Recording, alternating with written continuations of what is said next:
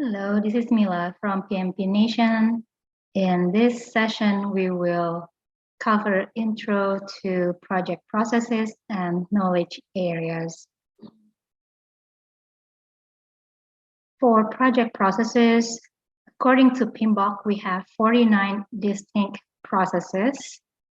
Each process gets inputs and translates the inputs into outputs by using tools and techniques, or also known as ITO, ITTO.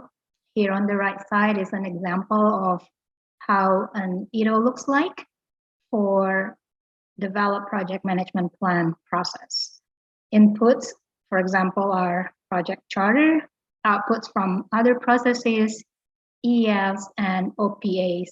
EFs and OPAs, we will cover about them in greater details in later sessions.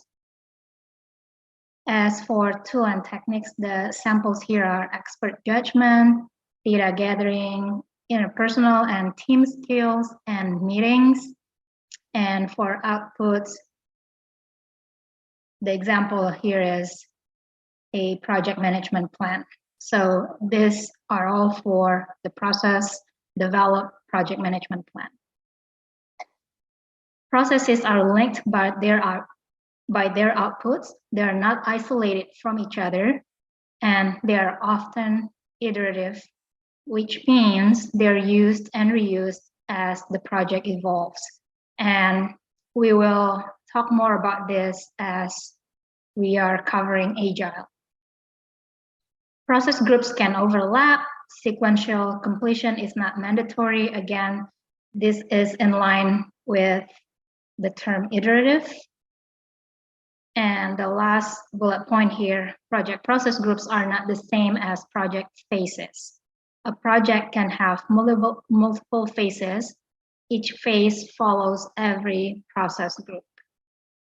So it's project first, and then phases, and then process groups. All right, so those are about processes, and now we're moving on to knowledge areas. Here we start with number 4, just to follow the PMBOK guide, which is chapter 4 for project integration management. On the right side, and I'm sorry if my camera is actually covering a little bit of the upper right corner. Here we're looking at the knowledge areas / process groups table. The knowledge areas are on the left column going down the list. So we have project integration management, scope, schedule, cost, quality, resource, communication, risk, procurement, and stakeholder. Now, it's up to you how you're going to memorize this, but you do have to memorize them by heart for the exam. So you can use mnemonics or taken from my experience, I just looked at it this way. The first one on the list is integration, because it is the glue that holds everything together. So it's mentioned first, integration. And then next is the iron triangle, which is the 3 things: scope, schedule, and cost. So they're a package: integration, scope, schedule, cost. Okay, so you cover 4 knowledge areas already there. And next is we'll be talking about quality and resource. And then when you're dealing with resources, you will deal with communications as well, and there are risks that come with those. So resource, communications, risk.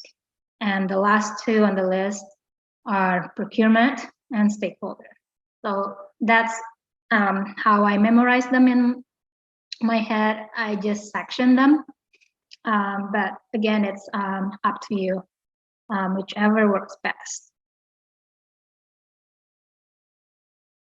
So going back to project integration management, it is the glue that holds all project work together.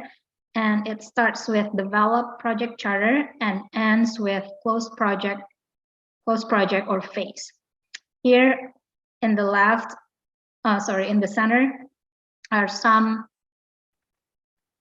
important points to note. Just some sample questions. For example, what knowledge area produces project charter? It's tricky because it's asking for knowledge area. So the answer should be integration management, and it's not initiating because it's process group. Unless the question asks what process group produces project charter, then the answer would be initiating. The same with the next question here. What knowledge area closes the project? It's the project integration management as well.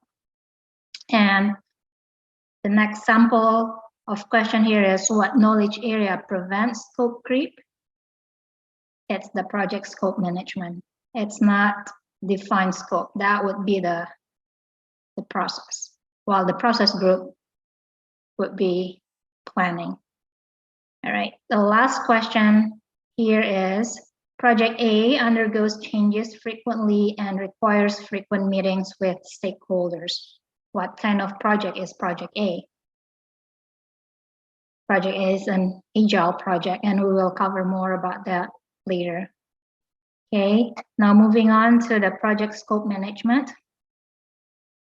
Project scope management makes sure the project produces the deliverables through doing only the work required, not less and not more. Agile or adaptive projects are intended to respond to high level of change, and they need consistent stakeholder engagement. In agile or adaptive projects, the scope is defined and redefined throughout the project. The scope will be decomposed into a set of requirements, often called product backlog. Again, this is just a summary, and the bullet points here are just what I think is important, and they really actually help me prepare for the exam.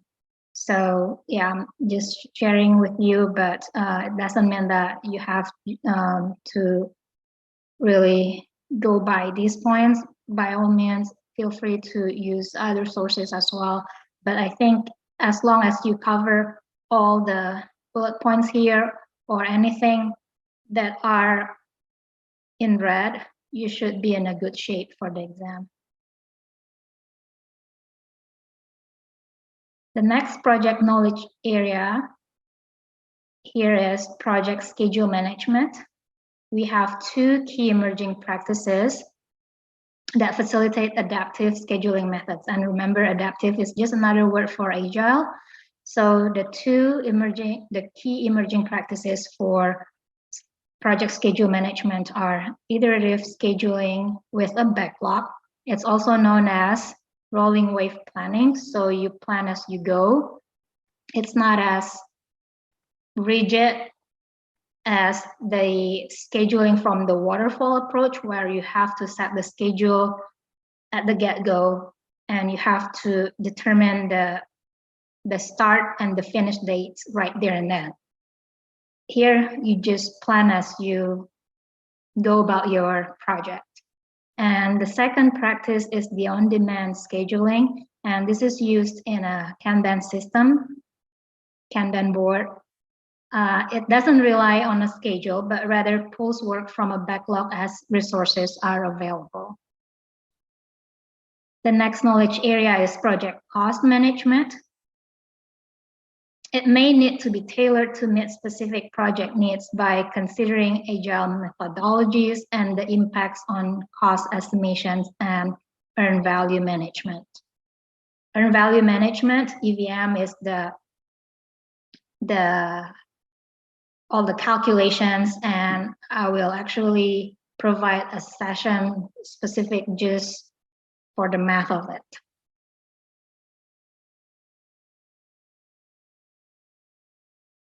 All right, the next knowledge area is for project quality management.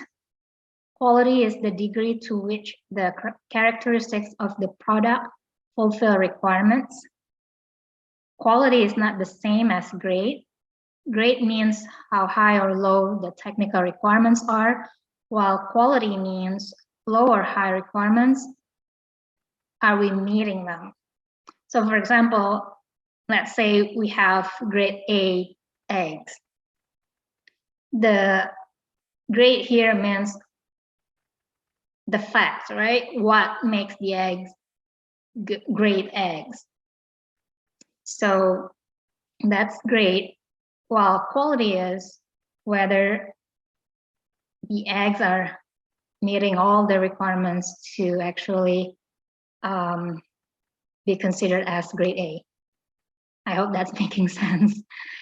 So just remember, it's not the same between quality and grade. Failure of a product is a quality issue. Doesn't matter if it's a low or high grade product. All right, so this is going back to quality. A failure is because of a quality issue. It's not because of a grade issue. Grade is just the fact. The fact. Cost of quality, or COQ, includes all costs associated with preventing, inspecting for, or correcting defects. Failure costs, or also known as costs of poor quality, are generally categorized as internal, which means they're found by the project team, or external, found by the customers. And we don't want actually, we don't want them to be found by the customers. So as much as possible, we should actually find the failures or the mistakes, the errors by the project team first, because prevention is always preferred. Prevention is always preferred over inspection. The cost of preventing defects is far less than the cost of correcting defects after productions, once they're found out by customers. And we don't want that. We will also have reputation risk by doing that, okay? And here in the middle, we have some more important notes. For example, implementation of continuous improvement can help organizations create a culture of quality awareness and commitment. And auditing is one way of ensuring quality. And some of the quality management methodologies, which I'm sure you're all familiar with, are plan, do, check, act, or PDCA, total quality management, TQM, Six Sigma, and Lean Six Sigma.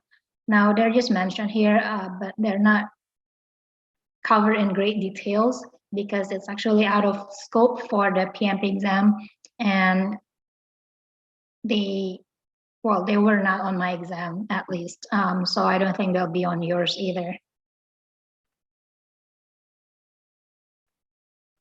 All right, the next on the list is project resource management. To make sure that the right resources will be available to the project. This is the key, at the right time and at the right place. Project resource management manages both physical and human resources, which are the people. And here we're introduced to the term of self-organizing teams, which function without central control. And these are mostly for agile projects. More details are here in the middle. In agile projects with a lot of changes, it would not be efficient to wait for the change committees or project managers' approval for every single change. Usually a threshold is set. So the self-organizing teams are empowered to make their own decisions within the set thresholds. Globalization, the scarcity of specialized skills, and the availability of communication technology have enabled virtual teams. This is another type of team, which is virtual teams, and we're seeing it more and more, right? Especially right now, post or during and post pandemic, by like having Zoom meetings. So virtual teams, self-organizing teams, they're pretty popular, I'd say, in the PMP exam materials. All right, we're almost at the end here, just 4 more knowledge areas. And this one is for project communications management. Who needs to facilitate the flow of knowledge between stakeholders? Project manager. Always the project manager's responsibility to actually facilitate all communications throughout the project. 2 major factors in tailoring project communications: physical location and availability of certain communication technology. Agile projects are iterative and consequently require more frequent project communications. And that just makes sense, right? Because Agile projects undergo a lot of changes, and with a lot of changes, we will require more frequent communications. Project risk management, and you can see there's a lot of risk types here.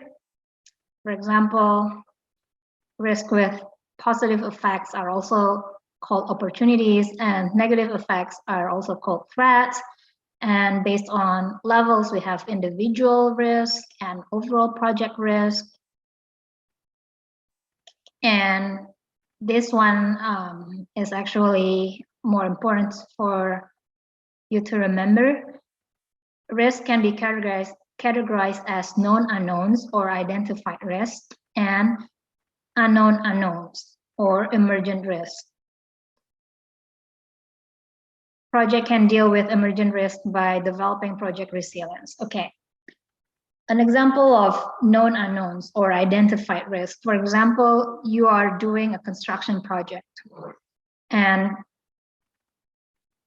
an example of the known unknown risk is weather. You don't know when you're gonna have bad weather, but you list it as a risk that could be identified, that it's possible to happen.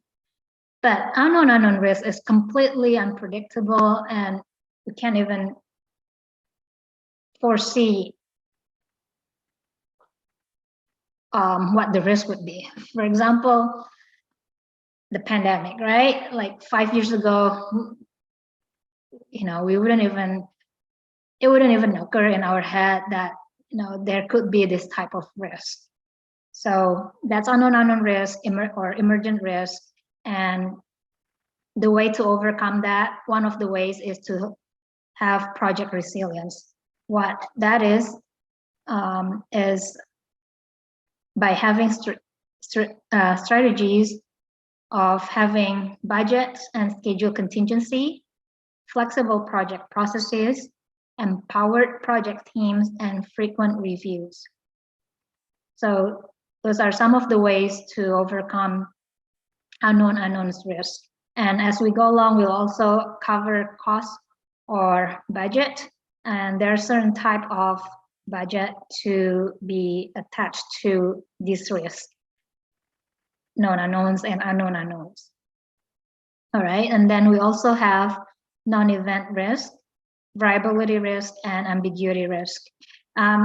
It seems like I'm just reading down the list, but feel free to pause the video or take screenshots if it's better for you to actually read on your own and just digest the materials. Here I'm just going through and just simply sharing the materials that I made and what actually